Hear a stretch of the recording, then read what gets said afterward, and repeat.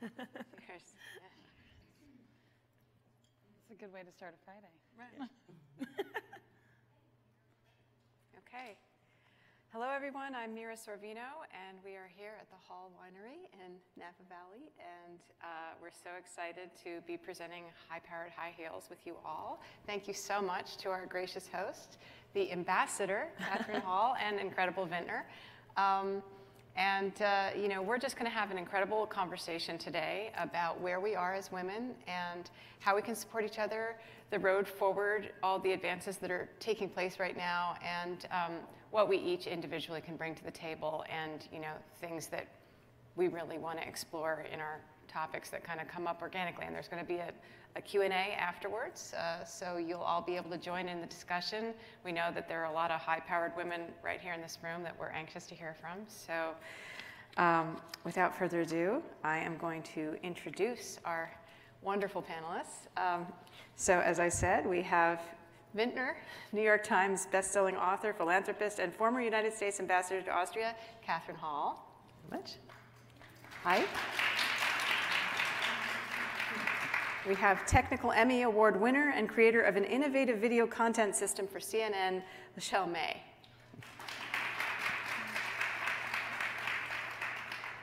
It's very hard to clap a wine glass. Right. Actress and Broadway star who just completed a press tour for her new feature film, The Wife, Annie Stark. And CEO and founder of Mira's Collective, a platform of 50 high-end luxury stores throughout California and Hawaii, Leanne Soder. Welcome to all of you who are here today, and to those of you streaming live with us at hallwines.com. So we're living in such a unique moment for women. There are so many days when I wake up and I say, I never thought we'd be here. Sometimes it's in a good way, and sometimes it's in a not so good way, but it's an exciting time for sure. Yeah. And I think seeing what happened in the midterm elections, whichever party you are, we have to say it's a victory for women. Mm-hmm. I mean, this was a referendum on women supporting women, on the country choosing to back women to ascend to leadership positions on the national stage, and that's really, really thrilling. Yeah. So I want to talk to you first about your career choices. What led you there? What inspired you? What advice would you have to others to choose the same path? You know, what are the lessons learned? Catherine, we'll start with you. Oh, thank you. And by the way, everybody, thank you so much for being here. It's just fabulous. And I hope you, if you don't have a glass of wine, I hope you get a glass of wine. We've got some Chardonnay and some Cabernet and some Zinfandel over there. And then you, those of you who are streaming, go get it. Yeah. So, wait. Delicious. So I started off as an attorney, then a candidate for office, then a losing candidate for office, then businesswoman. I started a company, came back, practiced law, ran again, another time a candidate, lost again, then ran for, then went to, became a diplomat, and then after I came back from my post overseas, we started this winery. So it's been a lot of different paths, and I would say for me, and in a general way, it's you be prepared that when one door closes, you find another window to jump through, and then take advantage of it. And if that doesn't work out, you try something else. I really think that for me, but I think in general too, pivoting and taking advantage of opportunities and taking the risk is really important. How much did you think that your gender influenced your career trajectory, if at all? And do you think things would be different if you chose that same path starting now rather than when you did? Oh, yes, it would. Yes, on both counts. I was really lucky that my father, from the time I was just kid. Oh, quick story, Yeah. you all have so much to say, but so my dad was a pharmacist, and he had some local drugstores, and I remember I would work there from the time I was really little, and he would let me, if it was a good day, I'd be able to take home a gift from the store, the toy section, of course. And so I remember so clearly, I probably was maybe 5 years old, but I went and picked up a nurse's kit. You know, there's these little things that have a stethoscope and those things in there. And I remember my dad said, wait a minute, there's nothing wrong with being a nurse, but why didn't you take the doctor's kit? Mm-hmm. And the reason I didn't take the doctor's kit, I mean, I didn't think about that as a kid, but looking back, the nurse's kit was pink, and it had a picture of a woman on the front. And the doctor's kit was brown, and it had a man's picture. And I just thought that was for me. So I was really lucky that my dad got it.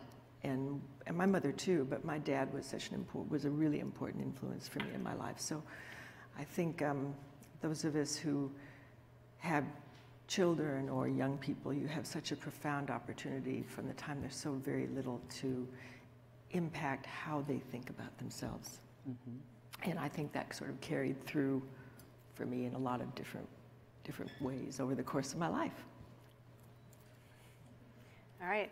To me, well, speaking of dads, I was brought up in a single-parent home from New York City, Harlem, actually, which is now called, it's called Soha now instead of Soho, South Harlem. And I don't think I could afford to live there now. It's changed so much. But my father was Cuban. My last name is Rodriguez. I'm Hispanic.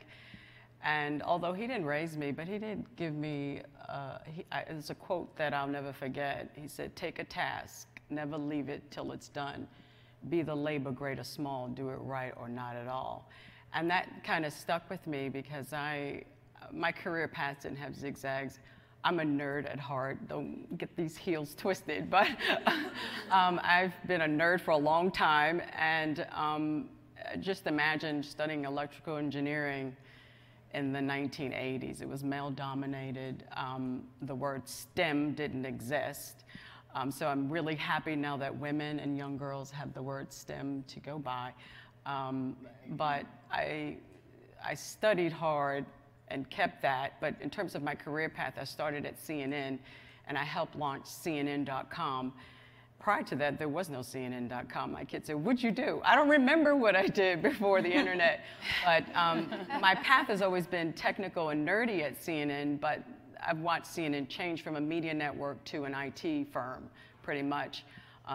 We've migrated from SD to HD to social media to delivering news on all types of platforms that are complicated and very highly technical. And so, although I haven't done a lot of little paths, I've been with the same company, but my life and job has changed over the 22 years. So. Well, now I want to talk about my dad. You started as to keep on with the dad theme. I'm very lucky to have been brought up by not only an incredibly supportive father who, he always said he just wanted daughters. You know, some men are like, oh, I would love a son, a boy. He was like, no, absolutely not. I want daughters, which I loved. I've always loved that. And I'm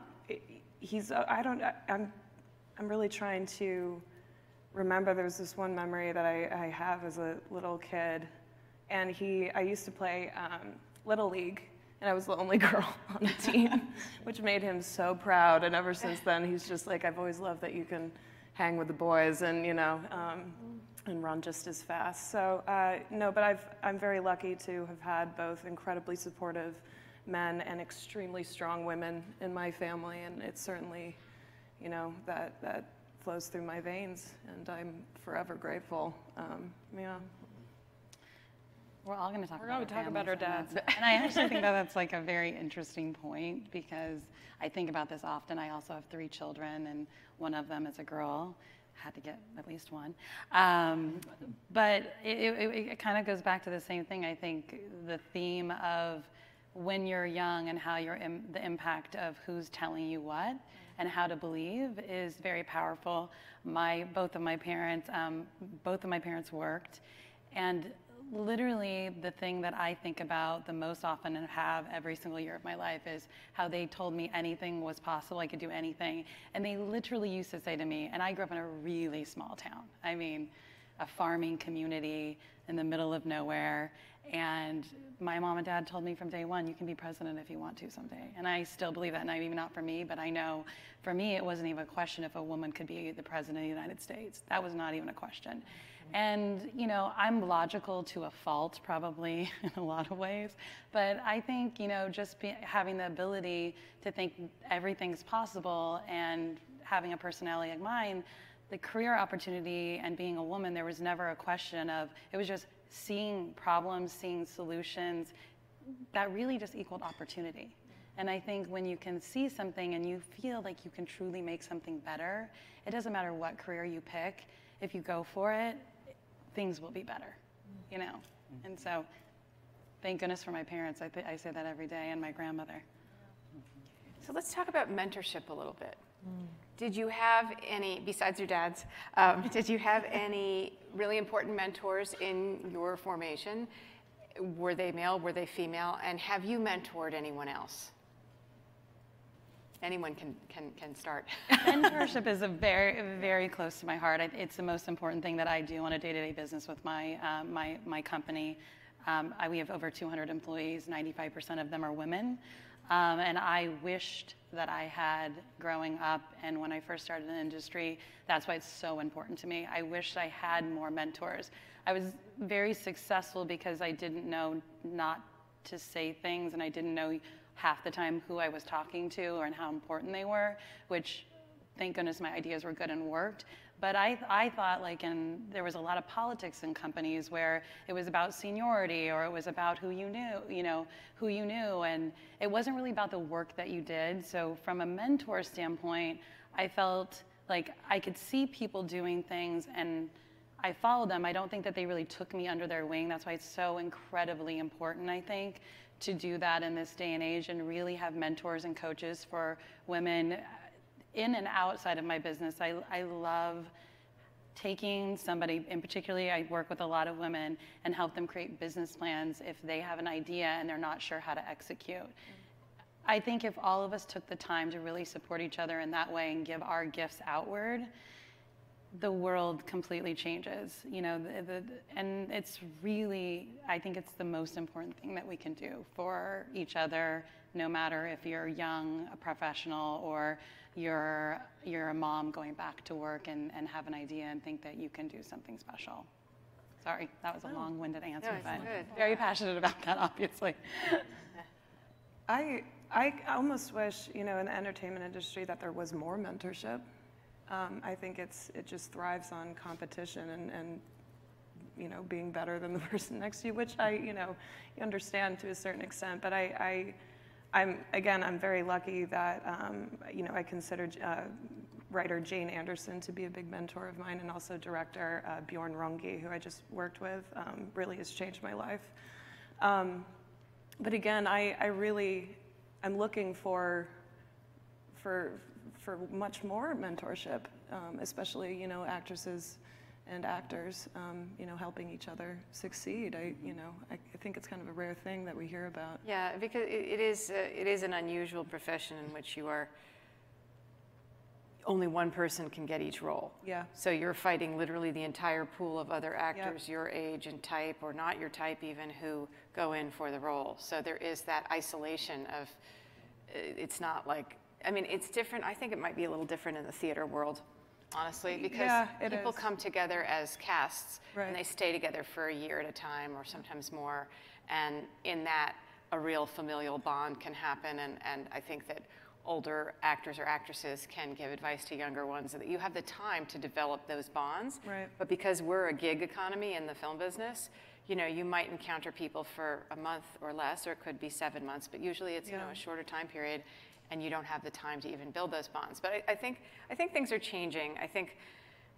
I don't know, seeing what happened last year with all the, the Me Too stuff and Time's Up and everything, a whole new vocal community of women in the industry and some men have sort of risen up to offer their support to each other in a way that I never saw before in my entire career. And random strangers, but who sort of knew each other by name, would reach out to each other and start to form bonds and friendships and offer support and attend things together and do things together. And that was new for me. Right. And that was lovely. It was just like a great byproduct of all the tumult that came with this year, was also all of this newfound solidarity, like true sisterhood and solidarity, and it kind of amazed me. Oh, for sure, absolutely. Yeah, it's switched really from working in, isolated to working together, but I think that's across all industries, like, and men and women. I don't think it has to be women. I always focus on that as well. It's like, finally, people are understanding that we're much more powerful when we work together, even if we don't have the same goal or the same opinion, but actually having conversations and working together instead of working in silos is really important. And I feel like somehow we all got lost along the way, and we're just working so independently and focused on the self versus focused on just making things better. Yeah, I would agree. What about at CNN, Michelle? Were there people mentoring you? Did you? Well, I'm in the STEM industry, and I felt like I was the first one. No, I didn't know to ask for a mentor, to be honest. Again, the word STEM didn't exist, so it's really nice that we have these venues and opportunities and groups, and there's a lot of things for young girls now. But I did have what I would call a girls' club at CNN, and I still have the girls' club. We meet every year at Christmas. And everybody has a different role at CNN. They're in editorial. I'm in the IT portion, but we just meet every year, and we've always been each other's support for 22 years. Wow. So that was my anchor. And everybody has, you need something to get you through the corporations sometimes, so that was my help. I think whether you're a man or a woman, you don't move ahead in whatever your profession is unless you've got people who are supporting you and giving you opportunities. And for me, it was men, because when I got out of law school, I went at Hastings and UC in San Francisco, and we had 1,000 students in my law school. 20 of those were women. That was sort of reflected what the industry was like in those days. And so if you wait for a woman to mentor you, you'd be waiting a long time back in those days. So for me, I think now there's all different ways we mentor, but I like to think about, I think the way you can mentor as your career goes on and you're in a position where you can have influence is to sort of empower those people that you're working with to you can't give anyone confidence, but what you can give people is situations where they can succeed. And then as you succeed, you sort of, we all know when we've done a good job at something, and that builds the confidence. And so I think that as careers go on and as you have a chance to mentor, it feels, by the way, just as good to mentor, I think, as it does when someone's helping you along, maybe better. Yeah. Okay, well, yeah, I'm trying to think if I had any actual mentors in. Tough, right? I felt like my professors in college were sort of mentors, but not anything to do with the entertainment industry. Jane Rosenthal was a bit of a mentor when I was a reader for her company for Tribeca Productions, but she was a very harsh taskmaster, but good. But she taught me very important lessons because I was reading scripts and writing coverage of them, and at first it was a volunteer position, I was an intern, and then they hired me to do it. So you had to break down a script plot over like a page and a half, a type page and a half, and then you had a paragraph to critique it, and then like a pass, consider, or recommend. And I read over 100 scripts in a year, And I think I said consider to 3 and recommend to 1. And one day she called me into her office and she said, Mira, sit down.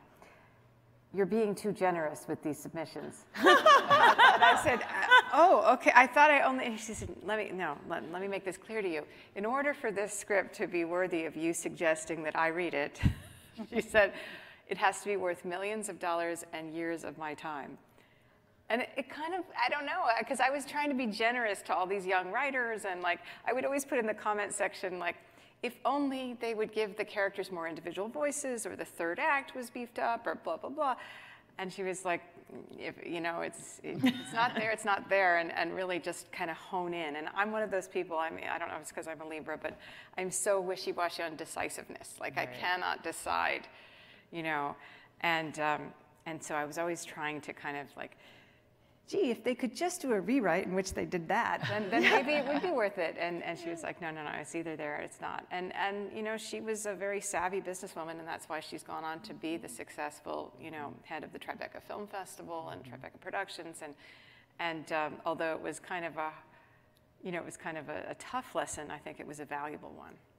You know, I actually think, though, that's a very, I love that approach to try to find ways that you can help people, and I think that's sort of very feminine. In a very positive way, to try to figure out a way to help somebody get better. I mean, I think that's one of the reasons why women make fabulous managers, and because we instinctively want to help people figure out a way to sort of do things better. So. I think that's a really great story, and I'll bet you, I hope some of those people got that feedback from you. Yeah, I'm not sure what happened to the feedback. Maybe it got sent back with the script to them. Here was our reader's notes. I'm not sure. I'm really not sure if it was just for our company's benefit or for all of their benefit. But yeah, I don't know. I don't think I was really cut out for that work. But okay, let's see. Did anybody have anything else to add to the mentorship discussion before we moved on? No. Okay. I mean, do you think that there's a way that we can actively try and be mentors? Like, I'm trying to think, I'm feeling very guilty because I've gotten letters from Harvard saying, you know, there's a young, you know, alumni in your area who would like some, and I'm just so overwhelmed with my life and my 4 kids that, like, sometimes those letters have gone unanswered. But I would love to mentor somebody someday. Yeah. But doing things like this, I think, are really great. I do a lot of lectures at UCLA Business School, and not only is it so powerful for me because I get to relive and tell my story and remind myself what I've been able to accomplish and what hurdles I've had to overcome and how many shifts I've had to make, and it reminds me to take those things back to many people, but you're able to affect 200 people in a room at a time. Take those opportunities, and then I think for everyone, just hearing that none of us really had mentors that were so substantial in our life, like, we have to make it the most important things to put ourselves out there to really help people and help each other, and, you know, otherwise we won't continue to grow. You know, it's just mentor and coaching is so valuable, and it will only help you. I mean, I know, just being an entrepreneur, I talk to entrepreneurs that are starting out, where I was 11 years ago, and I had a dinner. I was sharing with my friend Evelyn. I had a dinner last week with somebody, and he said he just got $6 million, and he's starting his own business, and he's just so overwhelmed. And I said, look, at the end of the day, this is going to be the wildest ride of your life, but you will never regret it. Going for it, you will never regret. And you constantly, and it is a struggle to do anything great, to do anything even halfway, even if it's not successful. It's a struggle, and you need people to tell you to keep going and never give up. You know, and you don't always have your parents after a while. So, I mean, I think that's a huge takeaway. We need to do it. Yeah, that reminds me of my dad. I think you probably all know my father, Paul Sorvino, the actor. And the first day on Robert Redford's movie quiz show, I was used to doing these tiny independent films where they literally did 2 or 3 takes and then moved on because they were using short ends of film in the can. They didn't have enough money to even buy full cans of film. This is in the film emulsion days. And all of a sudden I was on this movie, Robert Redford directing, and they were doing 15 takes per angle, and I was like, oh, I'm screwing up. I'm doing something really wrong because he's not getting what he wants, and he's doing take after take, and I saw the casting director, and I was like, they're gonna fire me, they're gonna fire me. And I called my dad that night, and I was like, Dad, I think I'm gonna get fired. And he's like, well, are you doing your best? I'm like, yes, I had this character choice, and he said, well, then just go out there, take a big swing at it, a big flying leap, and just say blanket. And he said, you know, you can either take a big artistic soaring leap and have the courage of your convictions, and you're going to either soar or you're going to fall on your face. But if you play it safe and you're conservative and you try and just do what you think people want you to do, then you're never going to achieve something special and unique and artistically of merit. Yep. You just have to take that big flying leap and just say blanket, and what's the worst that could happen? You could get fired. And it was a really valuable lesson. Yeah. And I was also thinking while you were talking, the other aspect of mentorship, which I suppose you could say like my acting coach, also Wynn Handman, was for me, was this lovingness, this sort of, this feeling like you are so great and I believe in you. And it was just, you know, teaching you, but also just this positivity, this sort of big love, you know, and just a kind of feeling of immense care. You know, when people really care for you and they like you and they love you and they tell you how you're going to do well, gosh darn it, you do well because you feel like I can do this. You feel emboldened and empowered by their belief in you and their kind feelings towards you. And that just kindness and investment emotionally from people can mean an awful lot too. All right, okay. So opportunity seizing the opportunities, and how do we do that today in a different way than in the past? And are there any specific stories of moments that were pivotal in your trajectories where you saw an opportunity come up and you took it and it meant a change in your path, or meant bucking the system, or whatever that means to you, seizing opportunities? Anybody have anything that comes to mind? I do, actually. Project that I just did really recently absolutely fits that criteria. It's a project I had been a part of. I read this script, and it was actually a script that my mom was a part of as well. And I was like, I don't know, I want to go down this road. But I read it, and then to bring in Jane Anderson again, she wrote the script. She adapted it from a book also called The Wife by wonderful author Meg Woltzinger. And it was a beautiful piece of work, and it was something that of course gave me pause. And I guess the particular character that I played, they had been struggling to find for, they had tested something like 15 women or something. And my manager, much to his credit, was just like, just read the script and just call me tomorrow and we'll talk about it. And I fell in love with it. I read the book that night as well. And it was just kind of an interesting position to be put in, because when you're an actress, just every day kind of seems like a struggle. And so when you're presented with an opportunity, you take it basically. And but at the same time, I felt like I was really putting my neck out for the chopping block, and still a little part of me still feels that way. But what is the main concept of the story? Oh, the way, yeah, sorry, I'm not doing a very good job describing it. I should know better. No, I play a younger version of my mom, which was a trip. Wow. Yeah. This is your mom's story? It's literally your mom's story? No. It's based on the book called The Wife. It's an incredible, it's about a very well-known, very loved, very narcissistic author who gets awarded the Nobel Prize for Literature. And his wife, who's been his lifelong companion and muse and holder of his code, and make sure that he doesn't have crumbs on his beard. Just a pillar of support for him. I don't want to ruin the movie, but something's up. And his success might not be his success. So right. So but but that role, you know, it was wonderful to be able to create a character that I love so fiercely with somebody that I love so fiercely and dearly. And in doing that, you know, I'm so glad that I did. I worked with incredible people. I now, you know, we were talking about mentors, Bjorn Runge, who is our director. I now can say with absolute sincerity, he is a mentor of mine. He's an incredible source of advice and inspiration. And also, you know, through exploring this character with my mom, this character is an absolute homage to my grandmothers. Oops, sorry. To my grandmothers, who were both married quite young to men with very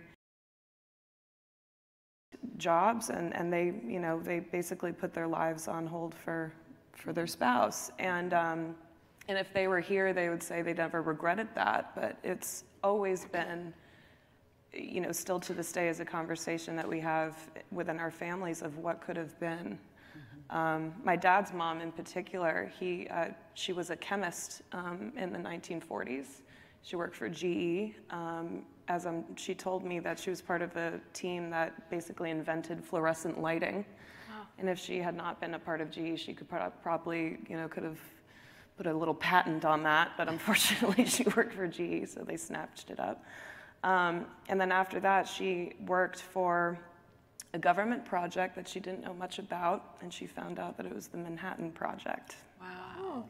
And she got pregnant, though, with my dad's older brother, and they basically were like, okay, thank you. Now go away. And she, you know, I think it really broke her heart. But again, if she were here, she would say, no, I made my decision in life, and I'm happy that I did it. But it's just crazy how, you know, I don't know, taking that risk. I'm so happy that I took that risk, because such incredible experiences and realizations about women that I'm lucky enough to be, you know, related to. I discovered new things about them. So I'm really glad I did that. That's great. Yeah. I think too, with, you know, seizing opportunity, it's such an interesting time. I think it's the most interesting time for us. I think women have always been incredible thinkers, and they think and they forward think, and they're really much more open to change. And I feel like whatever you're doing now, if you're not evolving and thinking about what you could be doing or how things could change, there's this huge climate change in the world where you kind of have to have those skills. And I think women are so good at that I think seizing the opportunity, and one thing when I knew this was a topic on the panel today, I think we have the biggest opportunity now, having a new voice that's being heard a lot easier than it has been heard in the past. And I think to use that platform that we're moving into and standing together and moving into, and being the thinkers we are, there is so much opportunity, because the world is changing at such an incredibly fast pace. And I know 11 years ago when I started my own business and coming from an industry, it was only about what I couldn't get across the finish line at a big company, number one. Number two, doing things that I knew could always be done better. And number three, learning new things in new industries and trying to see how I could solve and create efficiencies and synergies that would be, you know, ultimately a really profitable business. That's every industry right now. That's from being a mom to starting a business or being an actress. I think that's really seizing opportunity. If we really dive into that and think about that, there's so much in front of us. And for us as women, I think we have a voice, we're being heard, and we are amazing thinkers. And who solves problems better than women? I mean, come on, let's be real. No, but I just think, like, if we can talk about that always individually or one-on-one, or individually and in groups, like, I think that we can come up with some amazing things to change the world. I think an element of all of this is dealing with vulnerability. I mean, I think as actors, you deal with vulnerability like probably no one else in this room. But sort of vulnerability is an aspect of taking risk. That is something I think that everybody who finds success, no matter what your profession is, or even in your personal life, is something you have to figure out how to deal with. Probably one of my most vulnerable times was the first time I ran for office. And I think this is really important for today because there's, as you said earlier, Mira, that just how it's so exciting how many more women are, you alluded to the fact that we've got more women in office today as ever, but it is incredibly vulnerable to run for office. I mean, it's like going to the psychiatrist on the front page of the newspaper every day. Right. I mean, there is no secret, and everything is torn apart. And I mean, it's like, it's your ideas, that's one thing, but on top of that, it's, when you're a woman, it's how you comb your hair. It's like everything from the inside out. And so how do you deal with the vulnerability, I think, is really critical. And that's just, at least for me, so I've done it twice as a candidate, lost both times, which is really not good, not fun. But it's, I think you just learn through experience that I went through it and I was trashed and I made it. You know, it's that sort of, I'm gonna be okay. And it's, maybe you probably get this too when you try out for parts and you don't get a part. I mean, you open yourself up, you give it everything you've got, you don't make it. But at the end of the day, life goes on and you have other successes. Yeah. So. Well, also, you have to find your center and your self-worth in something other than the world's affirmation of you. Because that affirmation can be very fleeting or not at all, or it could be sustained, you never know. Yeah. So you have to have something inside that makes you happy and that you ascribe value to that is not dependent upon your outward designation. You know, whether you got that job or not, whether you're 10,000 or 20 on the star meter or whatever, you know, there's, you have to have an inner life that sustains you. And, you know, for me, that's my family. For me, that's my children. My children have been the greatest joy of my life by far, by far, by far. I did not know how much I could love anyone or anything until I had them. You know, it's like the Grinch, the heart that expands several sizes, you know, that day. Each birth, the heart got bigger and bigger, and they changed me. They made me a happier, more fearless, more confident person, but more loving. And it's funny because when I researched Marilyn Monroe's life, because I played her in a HBO movie with Ashley Judd called Norma Jean and Marilyn way back in 1996. It was great. Oh, thanks. It was crazy. It was like a psycho kitty battle. Like they divided her personality into two halves. Norma Jean, that was Ashley, the sort of young, you know, ambitious, you know, up-and-comer, and then Marilyn, her sort of baby doll creation, but she kind of becomes that creation, and I actually just played her like she was the real Marilyn. I was like, I don't care that there's another Marilyn in this story. I'm playing Marilyn as I understand Marilyn, and then we would have these little battles on screen.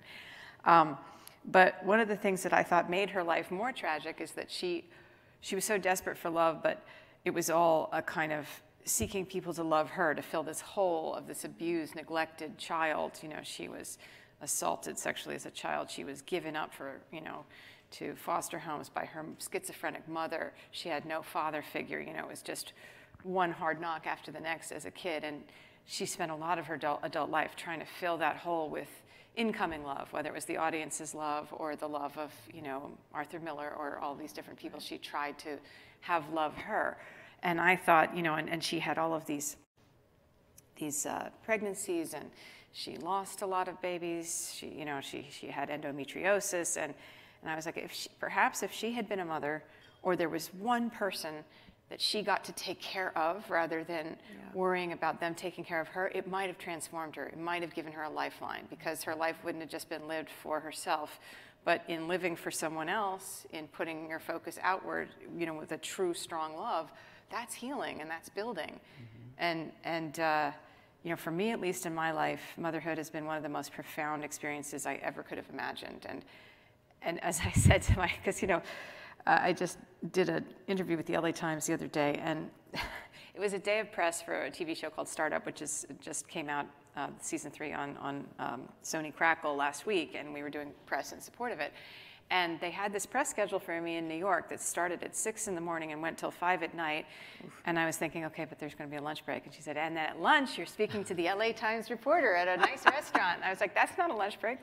And they were like, no, but you'll get to sit there. And I'm like, you don't understand. When I'm tired, I talk more. I have less of a filter. And I can't really control myself judiciously and kind of parse out what I want the world to know. I'm just going to go, blah, blah, blah, blah, which is what happened. Yep. And I read the article today, and I was kind of horrified because it was too personal.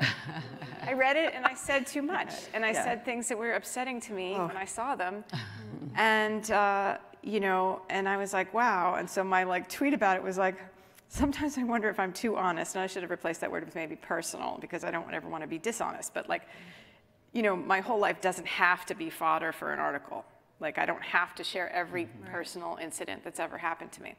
But be that as may, I was very tired. It was a behest of the promotion tour and behest of the Me Too legislation that got passed, and you know, and it's like, and because I had just also written an op-ed for the LA Times, so I felt very close to the LA Times, you know. Anyway, so I said, you know, this was kind of hard for me to read, and I said, but I'm just focused on, you know, moving forward and positivity. And my husband answered in a tweet, because he's in Toronto, and he was so sweet, and he says, well, I, for one, you know, I'm always, you know, so proud of you and your honesty, whatever. And I said to him, thank you so much. You know, you are literally connected to every good thing in my life. And if all I had was you and the kids, that would be more than enough. And I said, parentheses, and that may be all we have after the fires. Because our home our home is in an evacuated zone right now in Southern California. Oh, gosh. And actually, last year we had water damage that kicked us out of our home since last December. We're not back in. We were going to move back in next week. We were staying in Thousand Oaks in Westlake Village, which was the first place, first of all, with the shooting, and then the fires to get evacuated, and then Malibu also got evacuated. So we literally have no place to return. But I was like, you know what? I'm up here. I have what is most precious to me, my 4 incredible children, and I've got the love of my husband, and all of it could go away. Right. And I have that, and that makes me whole. So whenever I get down about whatever external perception is out there, or, you know, this in the news, or things done to me in the past, and then I'm like, but right now, I have this, and I have them, and their lives are so incredible and so powerful to me, and that is everything to me. And I know it might be kind of old-fashioned to be so yay, motherhood, but it really, for me, it has been a miraculous part of my life. I'm excited to experience it someday. That sounds great. It is great. Yeah. It's the hardest job you'll ever love. I know, yeah. No, my friends are starting to have kids now, and it's just extraordinary to see them in that new role. 50% of them. They no longer can live for themselves. 50% of the time now. Yeah, they don't live for themselves anymore. You can't. No. As a parent, you have to kind of give up that, this is what I'd like to do this week.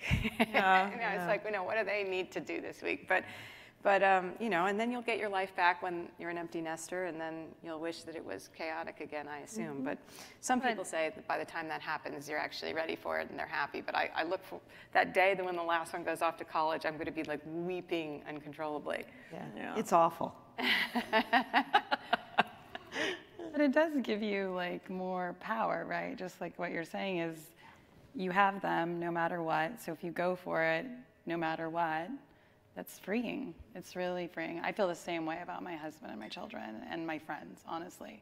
My friends are I have such amazing friends. But I mean, because at the end of the day, they're still gonna love you, so who cares, right? Yeah, and you're building something. vulnerable, You're it's building your own little tribe. Yeah. You're building the future of the world through your household. Yeah. You know, you're putting a few individuals out there that hopefully are representing all that you've considered and dreamed of and hoped for the world through the way you're teaching them and the way they're going to be actors, and I don't mean showbiz actors, but you know, people moving and shaking in the world to change things. I am counting on my kids to make this world a better place. I'm counting on them to make it different from this world as it is right now. But given that, once you have them, you feel that pressure on yourself. You feel like, okay, what can I do more right now to affect the larger balance towards the good, towards the more equitable and kind and fair and you know, meritocratic?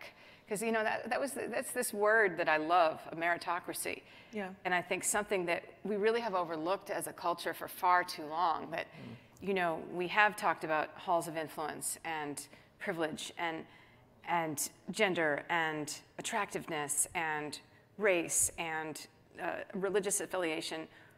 Where is just the focus on the greatness of the work, the hardness of the effort, you know, the person who gets the job should be the one that is putting themselves out there no matter what they look like, no matter what gender they've assigned themselves to, no matter what country they come from.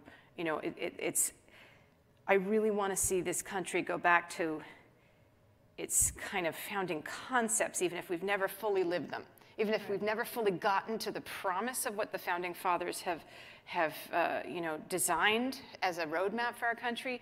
We still can get there. And we still have to really focus on this being a place where our kids are going to go out there and nobody's going to ask them to sleep with them in order to get a promotion, or, you know, to give them money to do things, or, you know, like, I really want us to focus on making this a true meritocracy. And that's exciting to me. And, you know, I do try and empower the kids just the way that, you know, people's parents did, saying, you know, you can do anything. But also that they need to look out for the little guy or gal who is being underserved, the kid who's being bullied. You know, I try and, you know, inculcate a lot of empathy in them, because without empathy, our strivings are kind of hollow. You know, achievement with, just like I like to say, action without awareness without action is hollow. Achievement without empathy is hollow, because achievement that has empathy will then try and bring everyone else along with it. Like, if you become successful, then you're going to start some incredible charity like the Gates. Or, you know, it can't just all be about I rise and nobody else comes with me. It's got to be like, okay, I've had this incredible opportunity, now I'm going to help give it to others. But anyway, talking too much. I feel that.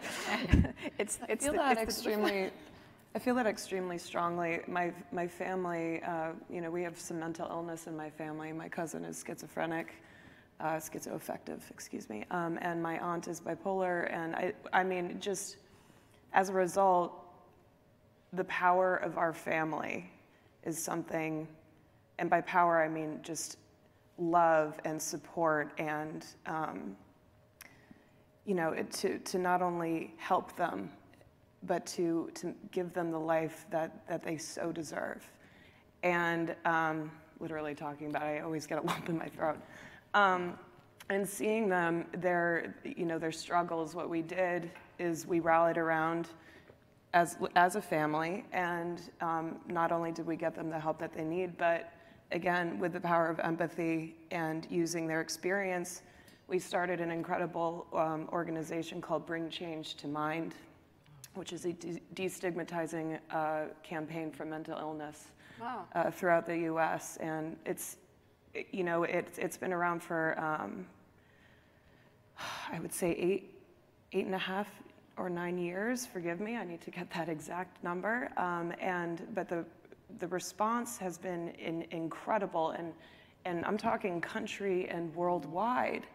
And not only has it, you know, affected our lives so beautifully, but you know, for example, my cousin Kaylin and my aunt, his mother, my mom's younger sister Jessie, they're now ambassadors to Bring Change, and they go around the country and they speak, and they have affected so many people in the most extraordinary ways. So I think, again, I'm now so incredibly aware of the power of love and family and empathy.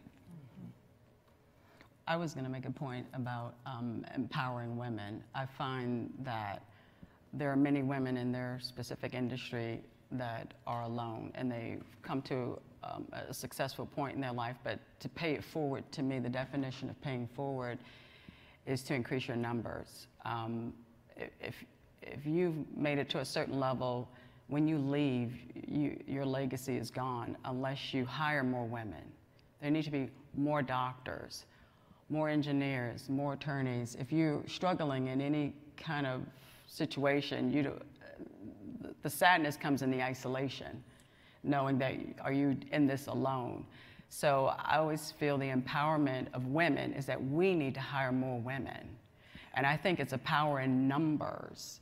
I think you have less sexism from men the more women you have, because they're outnumbered. And so, I mean, just I guess I'm in STEM, but I've just seen, there's a few number of African American doctors. If you're a doctor and you're an excellent doctor, you need to do things so there are more African American doctors behind you. You need to share that story or push forward. So for me, when I was at CNN, I joined when IT was just getting started. When I left a legacy of women. And one of them was sitting in the... You're here. Yeah, I left a legacy, and I was so excited on Tuesday. My little millennial, she was in the newsroom with Wolf Blitzen, John King, and working it out with Jeff Zucker, the CEO of CNN. But you have to do that. We can't just talk it. We just really have to get our numbers up so that men just can't bully us. It's almost like when long ago, well, if you're old like me, you remember you would have this high school dance with the girls on one side, the boys on the other side, and the little boys were nervous to go across the room because they knew she had her friends. Yeah. But nowadays, it's blatant. Men feel that they could overpower you, but if you have your numbers up, they can't. So I just say it's a pay it forward as well, because then they will hire women, and then it's a trickle effect, and it goes on. So that's my little. That's great. Let's talk about the election for a second. No, not once again, not on partisan lines, but strictly through this gender lens of the people who are, among those elected are the first Native American and Muslim congresswomen, and a record number of women taking so many seats in, gubernatorial races and notably the Congress. But Catherine, as someone who spent so many years involved in the political sphere, can you tell us what you think having all of these women involved will change, or will it change anything for us as a whole? What do you see those changes being, and what do you think it bodes? Yeah, I think it bodes really well. And as you said, numbers do matter. And what I think will happen is that you will see actually more bipartisanship. I think just look at, I just think the conversation we're having is so wonderful because we are by nature collaborative. There are differences between men and women, and I think the fact that our conversation is so much about supporting each other and all, I think that is going to be reflected for us politically. I think you'll find more cross-party collaboration. I think you will find more, the women are not as entrenched as they were. I think the issues that propelled the change in Congress were not traditional partisan issues. Those were issues about concern for health care, concern for quality of life. These are issues that don't break down over party lines, and I think that's why in this case, the Democrats did so well. But I think women in general, and so much of that wave has been female, I think that will end up with issues being attacked, looked at, and dealt with in a different way, with more collaboration. Also, I wouldn't even be surprised that there are some issues like gun control. I think that's going to be looked at in a different way, because I think women, mothers, think more in general than fathers do. I think there are statistics that will back this up. Concern about your kids going off to school and the safety of your kids. That is our domain traditionally. So I think that the change, I hope I'm not being Pollyanna about it, but I think it is going to be profound. And a start. This is not the end of it. Right. Well, this is just the beginning. Let's see what happens. What do the rest of you think? I'm so glad we took the House. What's the saying? Men conquer, women nurture. I think that's absolutely correct. I hope, I so hope that with women, you know, logical and you know, change happens, especially with gun control. It's absurd. What you were telling me about the number that you heard in like 300 and something days? Someone else, but it was Oh, yeah. 307. See, it was Yeah. 307 mass shootings. Yeah. Within almost as many days, yes. 311 days. versus Yeah, it's 311 crazy. days. That's yeah. crazy. I mean, I just came from Thousand Oaks. That's where Yeah. we were staying before Right. we came here. We can't be there now because of the fire, but the night before the fire started, I woke up in the morning, you know, stupidly looked at my phone, which is the morning routine now, and saw Thousand Oaks shooting. I'm like, Thousand Oaks shooting? We're in Thousand Oaks. What? and then I scanned it to see if I knew anyone who was among the dead. I mean, this is, my son and my husband were at a shooting in Thousand Oaks a year ago. It wasn't a mass shooting, but a gentleman came into, I don't know why I'm politely referring to him, but came into the Thousand Oaks Mall, and my husband said he actually saw him pass him. He saw him and noticed something about him. And 2 minutes later, my husband and my son were in Dick's Sporting Goods. The shooter was in the paper store next door, sharing a wall. They heard gunfire. The security walls came down in Dick's. They said there was an active shooter. They thought it was a mass shooter. My husband had the wherewithal to grab my son, and they ran out through a back door to the parking area and drove off. So my poor little now 9-year-old son has these memories of that traumatic experience. And then now a year later, it's not like it stayed far away. It happened again in the same town. And Thousand Oaks used to be one of the safest towns in the country. And it's not our original home. We're just staying there while our home is getting fixed. But like, who would have thought that that would be like a locus of danger from guns? And I find myself thinking about that constantly. Like if you go to, you know, like I'm going to London over Thanksgiving, and I don't want to go to any, you know, high tourist places because there's. But now you it's can't something know, that though. actually I think about on a fairly regular basis. But you can't know. Like I know, you never and think it's- that going to a Dick's Sporting Goods would you know what I that's mean? Like it's crazy. like just nuts. Or Yeah, the and fact these that poor- people who survived the Las Vegas shooting would now be victims in this one. It's so awful. And these poor kids just at a random bar. But what do you think with your mental health perspective? I mean, that's well, the this other is- half of the equation. Yeah, no, I'm really glad that you brought that up because I mean, and the media does not do us any favors. They demonize people,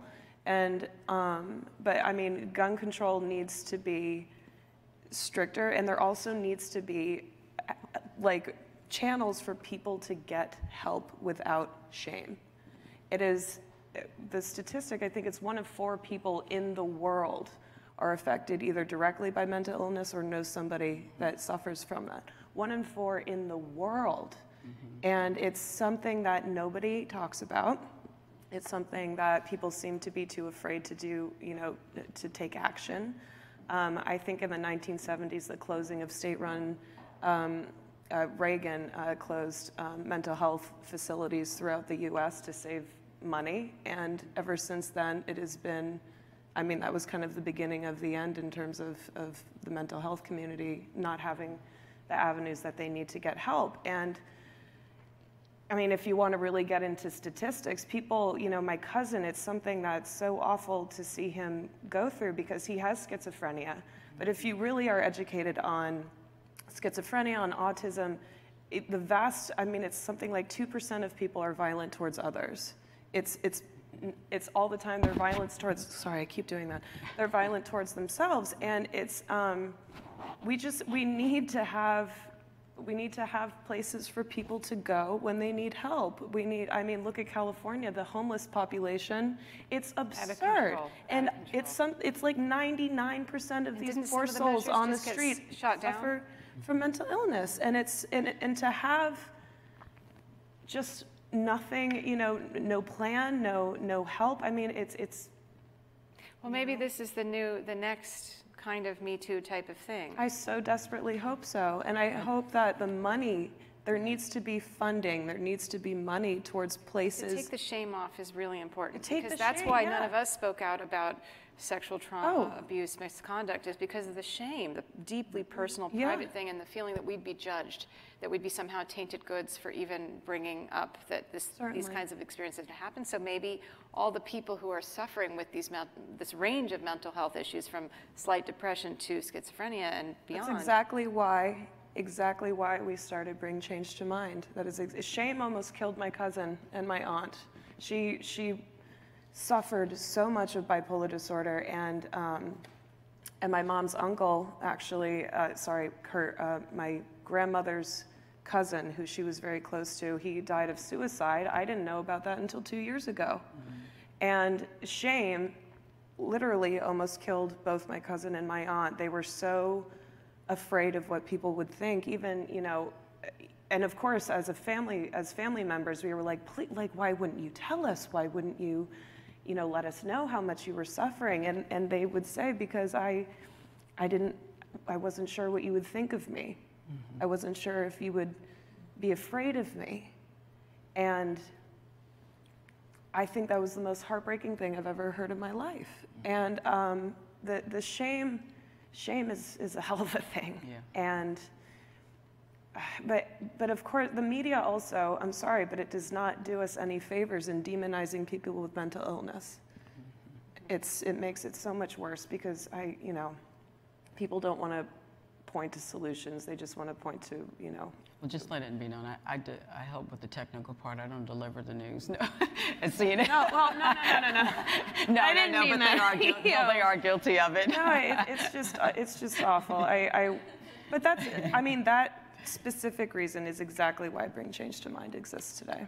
And I do also, just want to say that another, family involved in winemaking, the Staglins, They're fabulous. have been instrumental in not only getting Bring Change to Mind, to be what it is, but in the mental health community, they have their own organization called One Mind, and the amount of good that those incredible people, their family has done is just extraordinary. And please all cheers to. I'm so glad you brought that up. And the Staglin, the festival they have every year is just I want to go fabulous. next year. What? I hope I get to go next year. Yeah, I think it's in July. So Yeah. cheers to the Staglins. And I did want to make one point about the shootings. I find 22 years ago at CNN, a mass shooting would have been on the headline news for weeks, right? Well, with shootings daily, how do you keep up? But I think as a society, as media, we've become jaded to these. And that's unfortunate, because we need to pay closer attention to it. It's like we say, oh, 4 died. Oh, yeah, back to Trump. So I think that as society, the more jaded, the more it's going to happen. So it is a problem. So. Yeah, no, it's definitely a problem.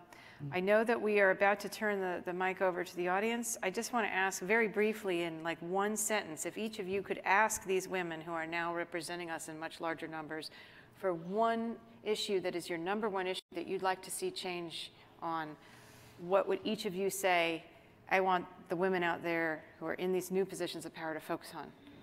Catherine, what would yours be? Gun control. Electronic voting. I think billions of dollars are transferred through electronic trading, but you cannot vote on your device. That's coming from an IT person.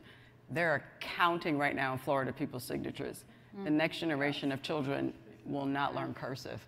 So for me, my platform is that we need to know who won on election night, and that can be done. You can't tell me the government can't fix the security. Isn't that vulnerable to hacking? No. Yeah. That's my fear, is anything online can be completely assaulted cyber-wise. Right, but I go back to finances. Billions of dollars are traded electronically. There's a way to make it secure. Absolutely. 325 million people can vote in this country, and we only get 120 million. You're missing a lot of votes. So my number one is, anyway, I want to vote on a device.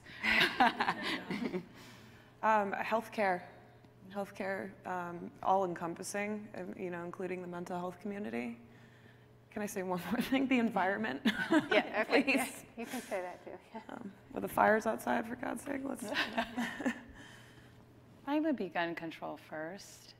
I think the only thing that I wanted to add, like women in politics, I think they're such good communicators that I also really hope that the next step is going into smaller communities and really focusing on educating people in the way they can understand things and what's meaningful to them, because I think that will make a much bigger impact globally. Great. I would say that many of you already covered topics that I would second. I would say just because of my experience this year with the whole involvement with Me Too and Time's Up, I would have to say that a focus on parity, 50-50 by 2020, equal pay, equal representation in industry across the board, but also a real focus on both eliminating sexual harassment in American culture through stiffer laws everywhere. You know, in California, I worked very hard this past year. I decided to take all of my angst from my past experiences and try and put them to the positive. And there was a slate of anti-sexual harassment bills called Take the Lead, hashtag Take the Lead, that were co-sponsored by equal rights advocates. And we got 3 of the 5 of them enacted. 5 of them were passed through the California legislature, which was a real feat. And then Governor Brown, for some reason, just let them languish on his desk for the entire month of September until the last possible day he could sign them. And we were pulling out our hair because we had all been, you know, I literally spoke to so many offices in the California legislature. Hi, I'm Mira Sorvino. I'm an activist, I'm an actress. I'm also a member of the Me Too survivor community, and we want you to know why this is important to the millions of survivors out there. And the things that ultimately did get passed were, it is now illegal in California to surreptitiously fold in language into employment documents that prevent people from having the right to disparage, even if the behavior they're describing is truthful and illegal. They could be fined $1 million according to certain contracts. That's now illegal for them to sign away their rights to disparage and their rights to claim, their rights to sue, which is gigantically important, because if you get harassed and then you find that in taking a promotion or getting hired or taking a bonus, you've signed something that said you weren't ever going to be able to sue or disparage, you've lost your voice. So that's gone now. The right, the one free grope rule is gone, which used to be that there was a 911 worker who was her coworker, while she was on a call, he squeezed her breast. And a judge found that not severe or pervasive enough to be deemed sexual harassment, and her civil case was shot down, even though he was found guilty of assault and did time for it, for that same act. So that's gone. The one free grope is gone. We're defining who can be a sexual harasser, right? Can you imagine that? Imagine if it was like okay to go and grab a man's genitals once. Oh. Like that would never ever happen. And right? by the way, yuck. But but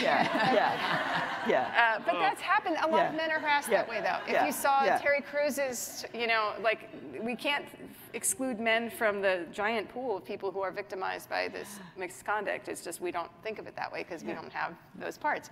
But you know, in the gig economy, it's very hard to say who your direct employer is or who, you know, in this one statute that we got passed, it basically now says that many people could be sexually harassing you, not just your direct boss, your direct employer. It could be a producer in my business, it could be an investor. Investors apparently very often ask for sexual favors in exchange for investing in your project. You know, it's Shark Tank on, like, you know, date rape drug.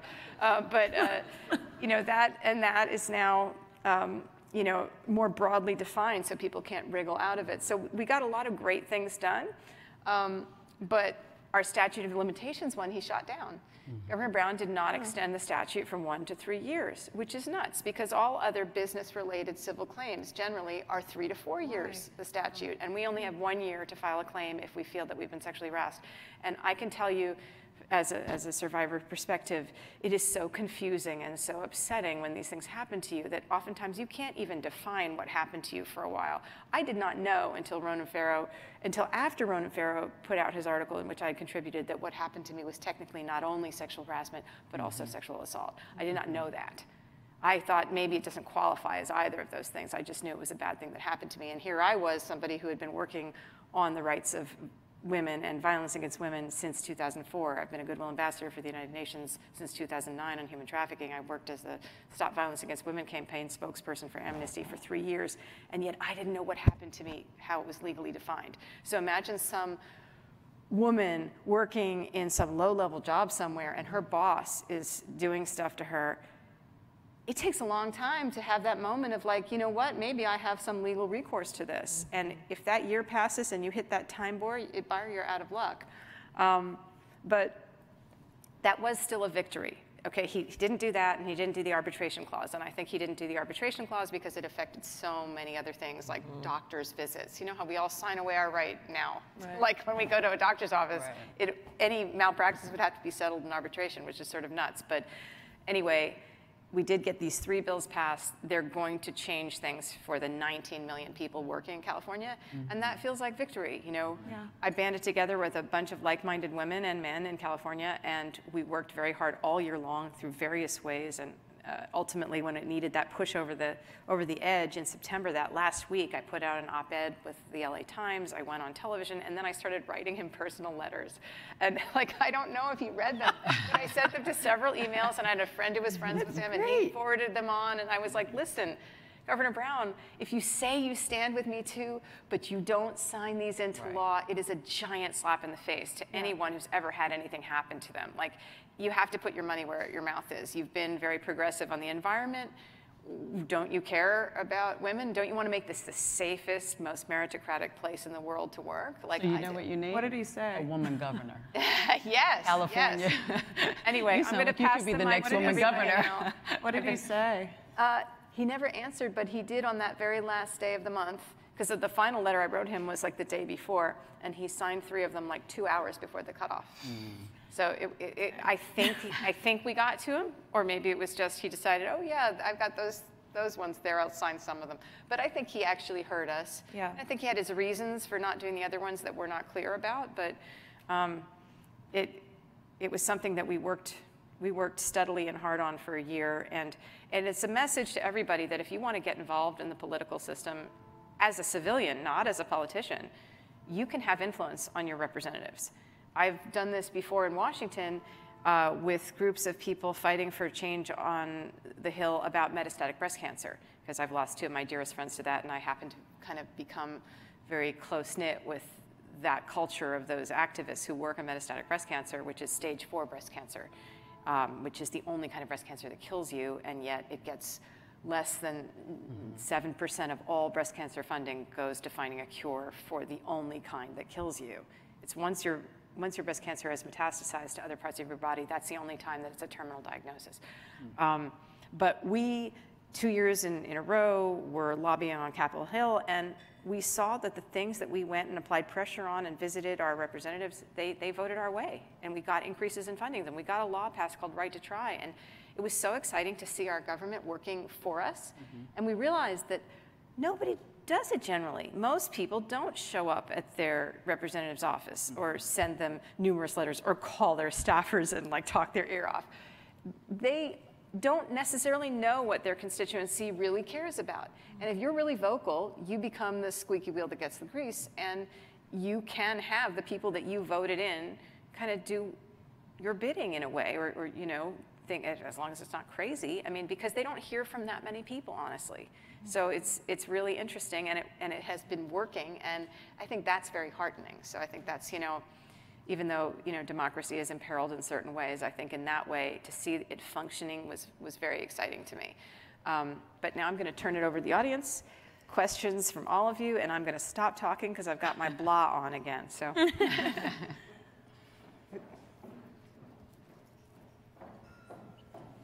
It's just, Thank you. Thank you so much. Thank you for being here and for such a great discussion. My name is Haley. I work in tech in San Francisco. And the latest Women in the Workplace report just came out. That's McKinsey and Sheryl Sandberg's Lean-In study, the most comprehensive study about women in the workplace that's been going on since 2015 yearly. And the needle hasn't moved for women at the workplace, the study concludes. And in fact, it's actually getting worse due to men adopting like the Mike Pence rule, where they won't meet with women to mentor them, sponsor them, and promote them. And I was wondering what your take on that and advice for solutions might be for that. Wait, maybe I've been living under a rock. What is the Mike Pence rule? It's where you won't meet with a woman alone because You have to you're have mother with I you. guess, yeah. And it's also like they say that they're afraid of being accused of like sexual harassment or assault, so they won't meet with women, and it's a huge problem because then they can't be mentored, promoted, and stuff. Well, I stated this earlier. We need women to help other women. So to me, the best solution is that anybody who's in the industry or your company, encourage them to see if you're in an industry with mostly men, people tend to hire who they look like them or can associate with. So if the problem is that, you know, if it's dominated by men, they're going to look at resumes that are men. So for me, I think the most powerful solution is that you, even though you're young, you could still offer, I have a friend, give out resumes. You have to be the one to empower some of this. And this is what I tell. I hire many millennials. And I say to them, make sure, if you've got friends, encourage them to apply for the jobs. We have to help each other. Now, I know there may be some global solutions, but I start on the ground and kind of work my way up. But that's my answer, so, yeah. I think it is a real thing, for sure. I think it's going to take a little bit of time to get everybody where everybody feels safe, men and women, and can live in that climate. And I agree with you. I think right now all we can do, and that's why I'm incredibly proud of what I do every single day, is like really encourage people and create an amazing culture of growth and mentorship at a level where, you know, I work in a service-based industry that you have to hire a lot of people. And all I can do is give people the opportunity, give women the opportunity to be their best, grow fast. And if you're willing to put in the work and do a great job and can make, you know, any company better, I think you do have those opportunities out there, and you just we gotta keep going. But the shift will happen. The shift will happen. I want to just add too, I find this is anecdotal, not sort of statistic based, but I find it more generation based, the problem. I serve on a nonprofit that has a wide range of ages, and it was striking to me when we were looking at this organization recently, we were looking at putting in place some issues to deal with harassment, and in particular, and the breakdown of the reaction was very age-based. The older guys were terrified, and the younger men were like, of course we have to do this. So for me, that it's encouraging. It's not an immediate fix, but I still think, despite the statistics, the numbers that you just cited, I think it's moving. I mean, time is in favor of positive change. What do you think about the, wasn't there a bill passed this year about having more women on boards of corporations in California? I feel like that passed, although I feel like it's also going to face some kind of legal scrutiny. Do you know about this one? I don't. Yeah, there was a law passed about by a certain year having women on boards of California corporations. Yes. Do you know about that? It'd be somewhat of hopefully a mandate to have. You know, it was a mandate. Yes, yes. Does anyone out here know more about that one?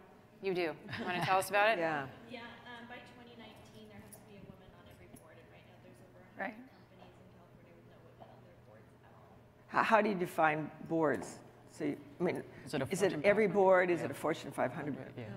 I think every company board is Over a my certain understanding. size? Sure, I bet it's over $1 million. I bet you. No? I'm not sure. From my understanding, it's every company board. Okay.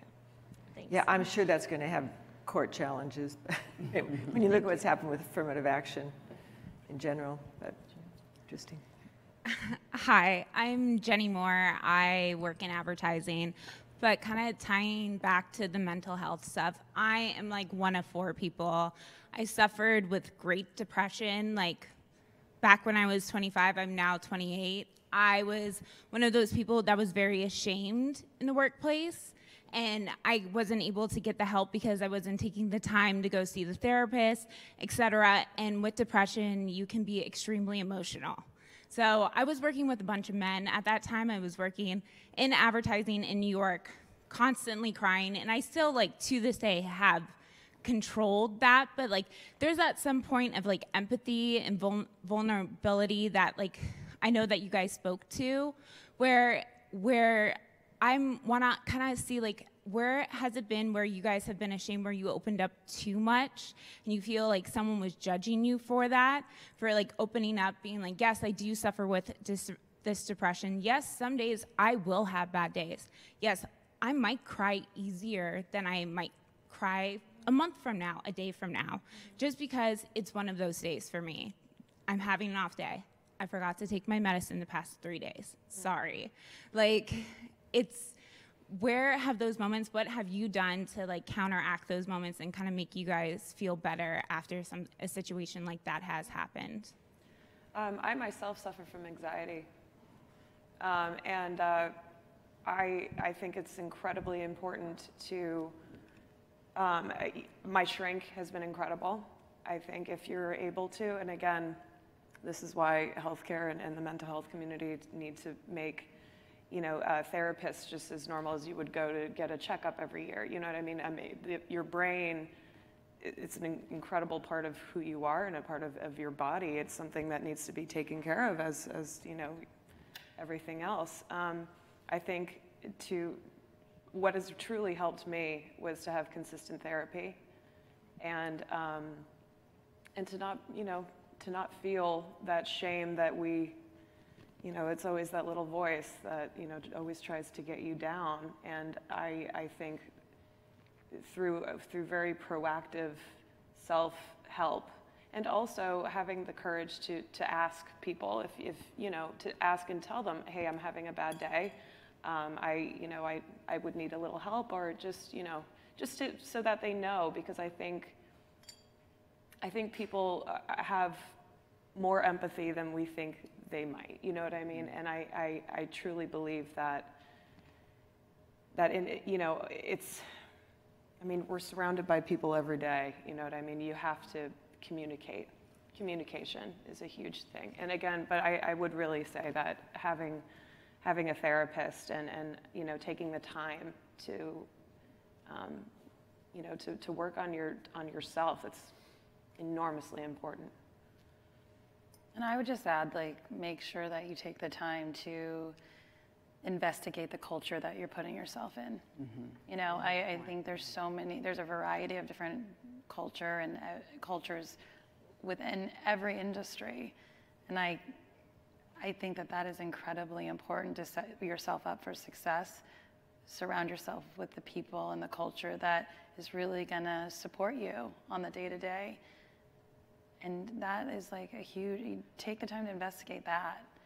I also, I've never suffered from any kind of mental depression or anxiety, but I find that I think it gives us all joy to help others. So oftentimes, I think therapy is helping others in spite of the fact that you need help. When you give to others, you feel so happy. So I just think that that's therapy that people forget about, to just give in spite of the fact that how sad you may feel on a specific day, Yeah, I think service is a salvation. Yeah, it really is. I think the life lived without service is lacking something. Right, yeah. I don't know, I'm in this weird, unique position that my entire private life was sort of splashed across national headlines and on Twitter, and I sometimes get the most vicious comments. I had one man tell me that I should have my uterus removed, and I immediately reported him, but it was a shocking, frightening thing to have someone say online. Other people just expletive-laced things because, they align my Me Too stuff with politics, and online I make no, I don't hide my political affiliations. Here I'm not talking about them, but you could probably guess what they are. And there's so much animosity in this wild west of the internet. There's so many vicious people, and sometimes people will completely ascribe what makes you the most vulnerable, what you think you're doing for the right reason, as being something self-serving or getting away with something or using it as an excuse for something. So, my only advice to you is don't listen to those people who would try and criticize you for having that bad day or make it seem like you were trying to ask for special treatment or something. I mean, you're living an experience that is real. You're living with something hard, and no one can walk in your shoes but you. Try and surround yourself with the people that do care about you. Stay offline, stay off of the negativity of online culture, because there's so much bullying online too. But yeah, sometimes you just have to walk away from the opinions of others and just remind yourself that you are genuine. What's happening to you is real. You have a right to have the feelings you're feeling, and you're sorry if it discomfits people because you were in a bad mood that day and everything. And if you can make amends to them too, if you feel that you lashed out at them or something. I mean, you can always try and approach people. But I know last year I had one of my pets die unexpectedly while I was on a set, and I got the call while I was in a rehearsal. And it was so awful that I had to lie on the bathroom floor crying, because we love our pets like they're members of the family, and they seem so innocent and good, and I just had to trust that they would understand that I wasn't going to be as good in the rest of the day of the rehearsal. I couldn't be as focused. I couldn't, because I had this massive depression. I actually had to go to therapy because of the loss of the pet, just a combination of things. But I do say, I think it is really hard to find the right fit with a therapist. I don't know. Over the years, I've tried therapy a few times and walked away from it a few times because I felt like the therapist was imposing their worldview on mine. Yeah. And it just so happened that all the therapists I went to were atheists, and I'm a Christian, and they thought that part of my pathology was my faith in God and Jesus. And I was like, well, can you just leave that alone and we can just work on everything else? And they were just like, come on, Mira, we both know that there's no God. And I was like, oh, that's so pretentious. Neither of us could make a definitive proof one way or the other. So I don't tell you that I know, that you're wrong, but you can't, that can't be the way that we go about dealing with my real issues, that come from experiences, not from the way I look at the universe, but from experiences. And so I have not ever found the right fit. And maybe I should go to a female therapist. I never have really. I have an incredible female therapist, and I just adore her. It was hard though, because she's been my therapist for, I would say, 5 years now. But it was tough. She's my first therapist that I actually look forward to talking to. The other one, it just, you kind of seem like an experiment of sorts, but again, you do kind of get the vibe that they're imposing their thoughts and who they are on you. Because it's still people. It's weird. It's crazy. It's still a person with a person. And it is. If I have to find a really careful person who doesn't want to kind of dominate you, Svengali you in a way, It really helped that she's a woman. I'm not going to lie. It really did. I have one last comment, though. I think no matter mental health, anything, just the longer you don't have to prolong not being who you are and put yourself in an environment where you can actually be your authentic self, no matter who you are or what you're doing, the longer we prolong it, the less happy we are, irregardless. So try to do that. Try to be who you are, no matter what. Yeah, and all of us are broken in some way. You know what? All of us. Nobody's perfect. Nobody's got this perfect life, and they've got it all together. We all got stuff that pains us, that kind of is troubling us deep in our souls. So no matter how perfect somebody seems from afar, they've all got the chinks in their armor. And so, give yourself some self-love. I think I'm the last question. Yes. My name's Nicole. I'm a mom of 3 kids under 5. I work part-time, which really means full-time. And I think all of us, or a lot of us, struggle with saying no in a world where women are trying to do more, be more. how do you juggle? You know, how do you say no? What do you choose to say no to? To the kids or to No, something on a board? just in life. I mean, it's birthday parties, it's an extra project at work, going to the gym. I mean, how do you find time for all the things Well, in I your have life? to say, exercise, I never forget an exercise. Speaking of mental health, I think I have never suffered from this because I exercise every day. So if I tell anyone, you have to exercise, it is time for you. I think it releases the endorphins or whatever they're called to make you feel good. I mean, if you think about it, the toxins that are in your body. So my solution is make time for exercise, and the other ladies can give you what you should say no to. I never say no to exercise. I worked for CNN for 22 years, and I dare someone put something on my calendar for lunchtime. They knew oh, nope, the show works every day at lunch. And so that's one that's very important to me, because you feel good if you feel good about your body. Oh, hello. I so agree with that. I think that balance is show me a conference related to women's issues and that doesn't have balance as a topic. I mean, it is, we live with this. We live with it personally, and we live with it as discussion, and I think it will be with us forevermore. My take on it is, well, I've struggled with balance always. Continued to struggle with it. And saying no is incredibly hard for me too.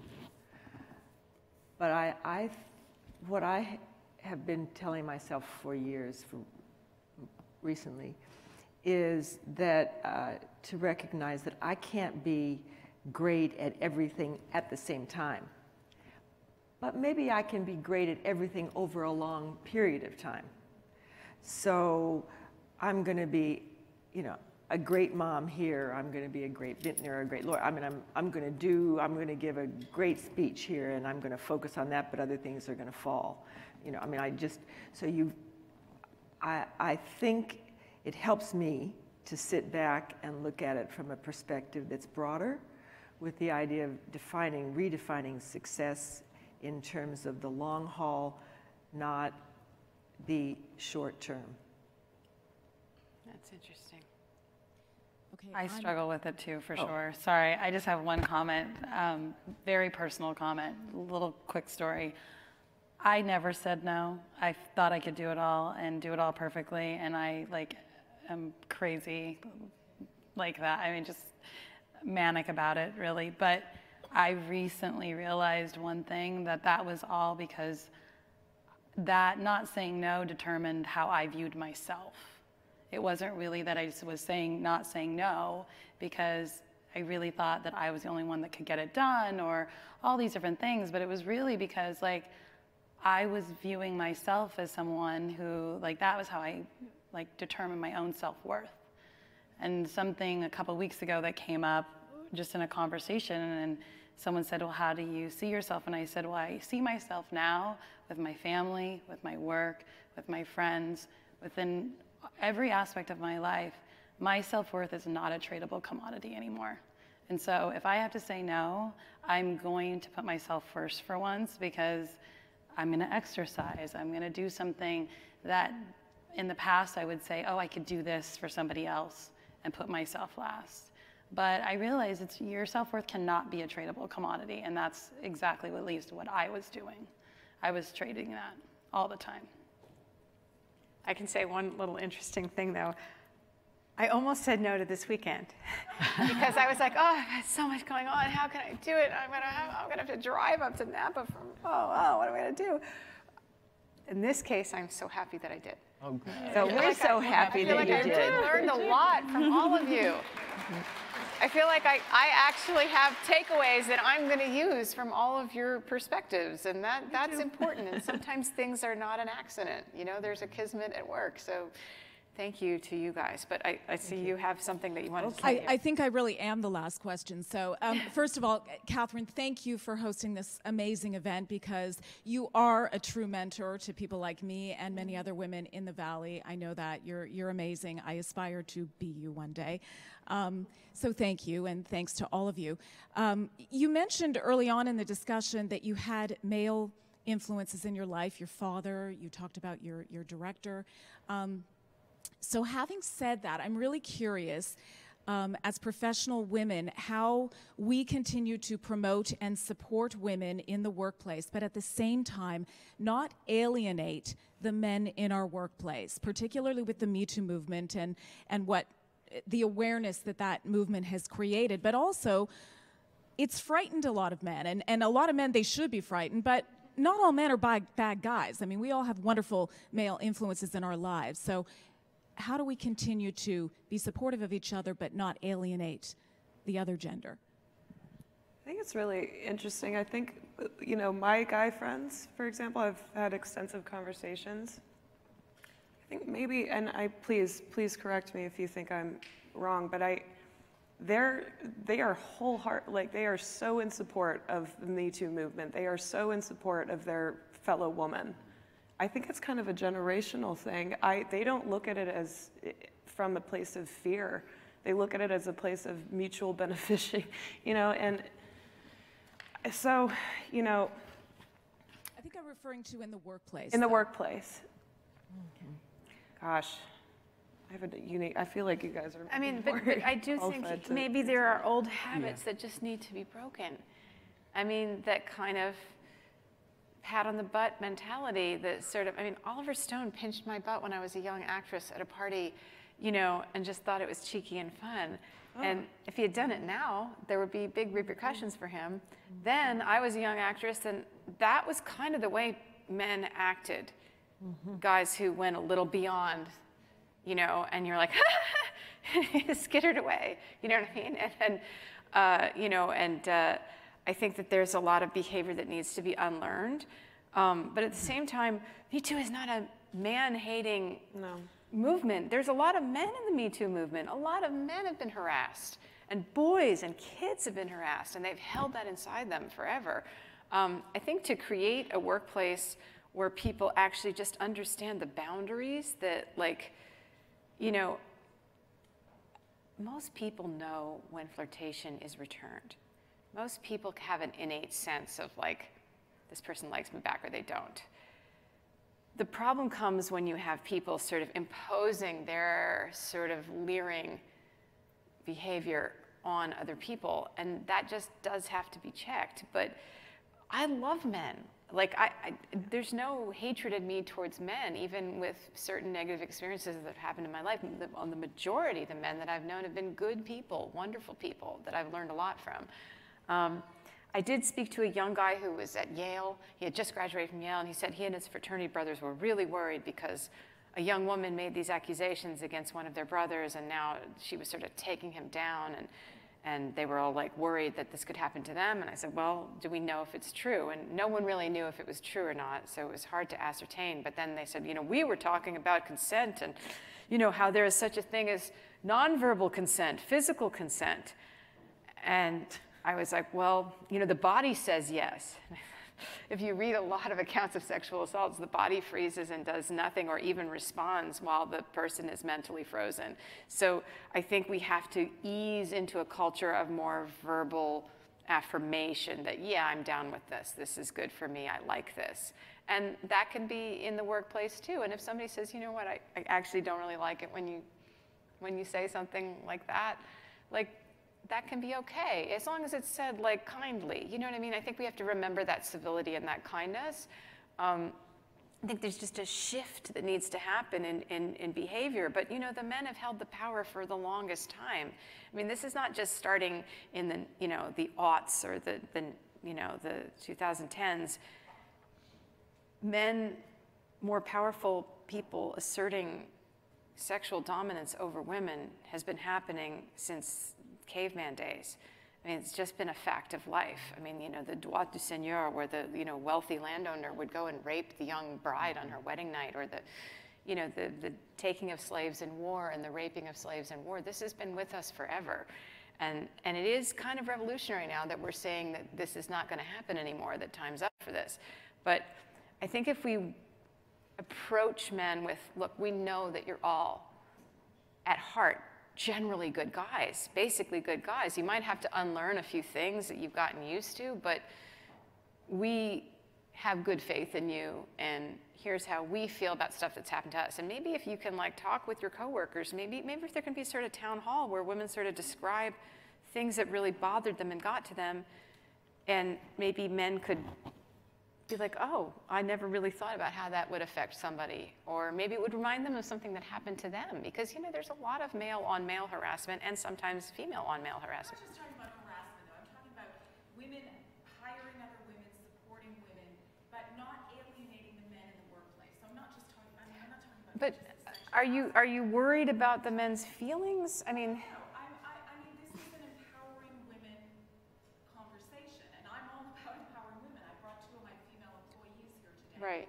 You know, younger millennials who will, you know, I'll be working for one day. But, so I'm all about that, and I'm all about promoting women and hiring women.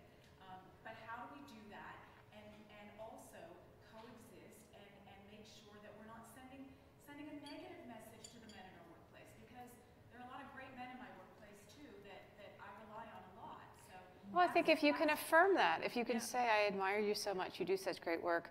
You know, in our hiring practices, we are going to be looking to broaden our gene pool.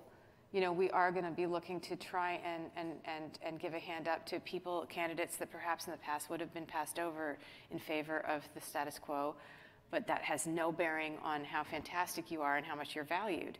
You know, I mean, yes, less men will be hired if you're going to hire more women, and that may offend some men. But it's the only way that we're going to reach parity eventually. You know what I mean? So if you can be affirmative about their value to you and how much you appreciate them, and you know, everybody has feelings. But I think also maybe maybe town halls, like within your workplace, to just sort of have people kind of sound their feelings in a respectful way. I think it might be helpful. I think that it's hard to generalize that because it depends on the corporation, right? You can have a small startup with 15 people, and then you can have a IBM, you know, so it depends on your environment. Right. Is it a flat organization or is it layered? And I think organizations that are layered, they're all starting these task force. The key to a task force to help women through sexual harassment that have been trickled through HR is to have a task force with men in it. So I think that's the key, is that sometimes you're just preaching to the choir when they create a task force of let's understand what's happening in our organization overall. Do we have an overarching sexism that's happening often with all the men in our company?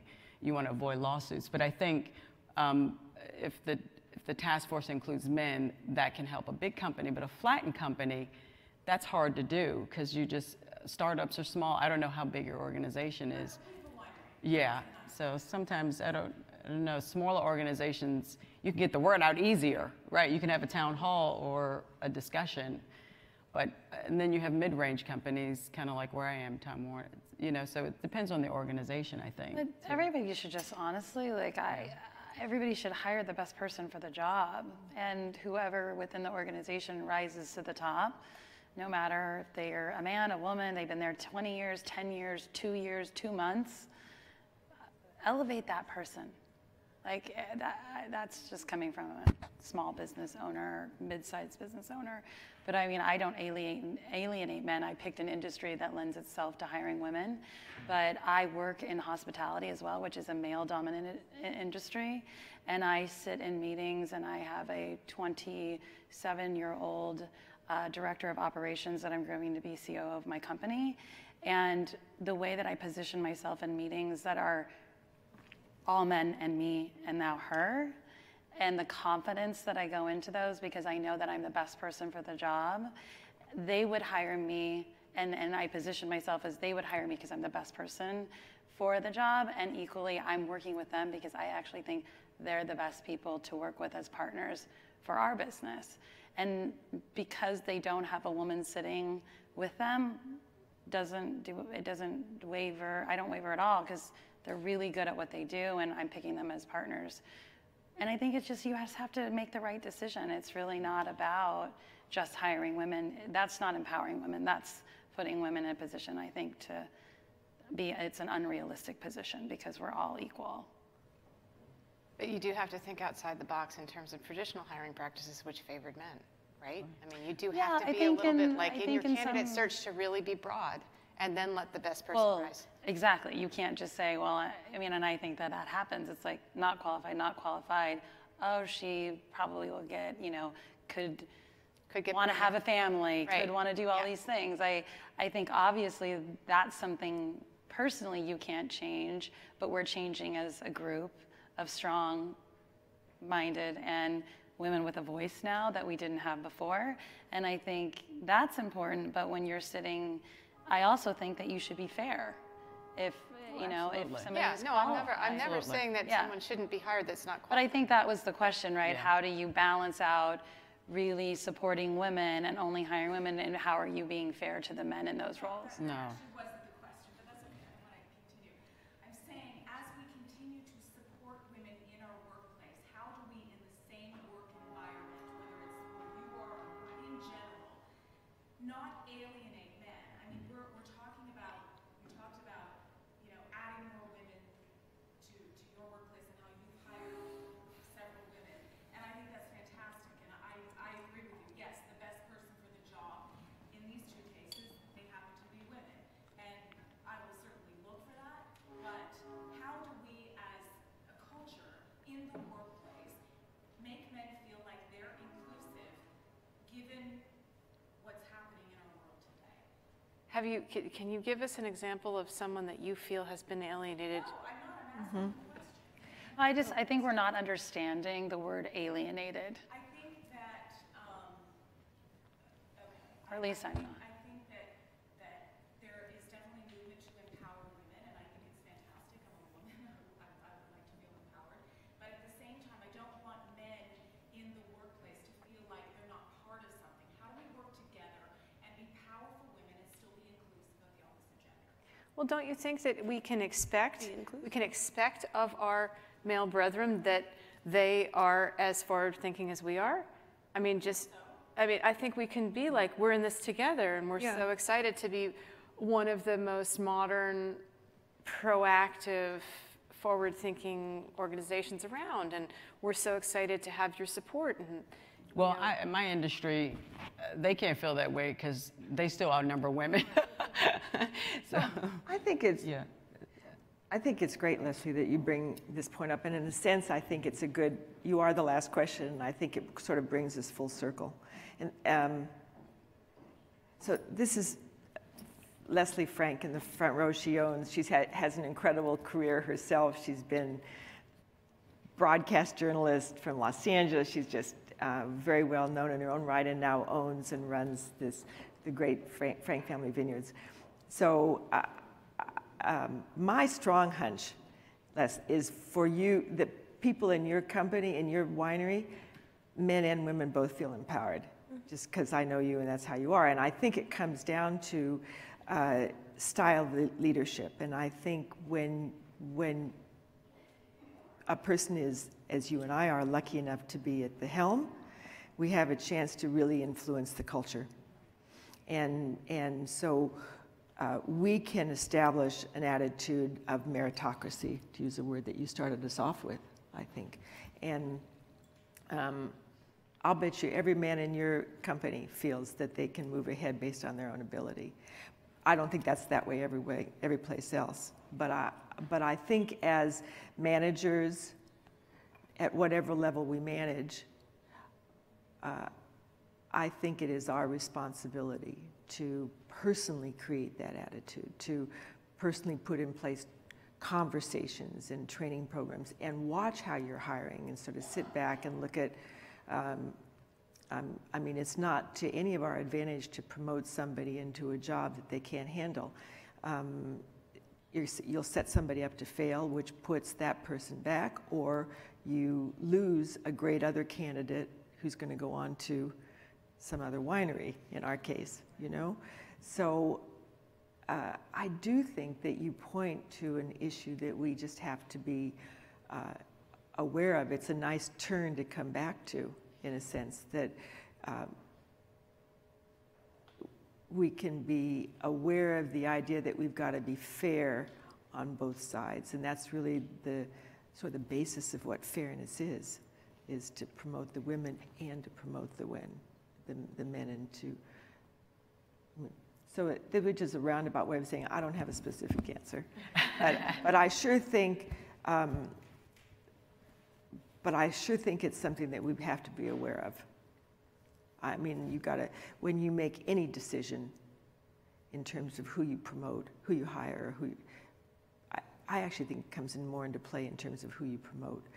You really have to be aware of what someone brings to the table, and to make sure to be transparent. If someone gets the job, it should be clear to everybody why they got that job, you know, and the reasons. And the nice thing about transparency is it tends to breed fairness, you know. Yeah. Catherine, yeah.